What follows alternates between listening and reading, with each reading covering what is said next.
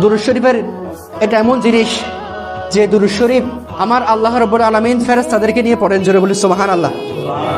যে দুরূদ শরীফের ব্যাপারে আল্লাহ রাব্বুল আলামিন বলছেন ইন্নাল্লাহা ওয়া মালাইকাতাহু, ও দুনিয়াবাসী তোমরা শুনো, ইন্নাল্লাহা ওয়া মালাইকাতাহু, নিশ্চয় আমি আল্লাহ এবং আমার ফেরেশতাগণ, ওয়া মালাইকাতাহু এবং আমার ফেরেশতাগণ, ইউসাল্লুনা আলান নবী, দুরূদ পড়ে আমার নবীর উপর, জোরে বলি সুবহানাল্লাহ।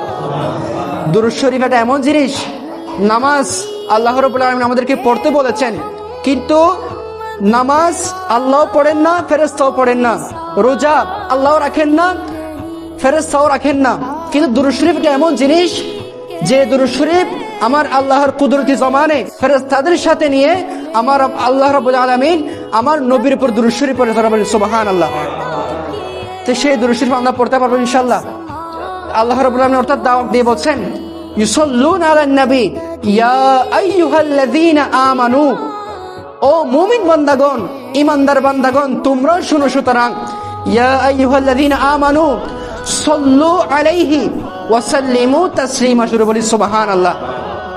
আল্লাহ হাবিব সাল্লাল্লাহু আলাইহি সাল্লামের উদ্দেশ্য করে বলছেন আল্লাহ রাব্বুল আলামিন, অর্থাৎ ও মুমিন বান্দাগণ তোমরাও আমার নবীর উপর দুরূদ এবং সালাম পেশ করো, শুরু বলি সুবহানাল্লাহ।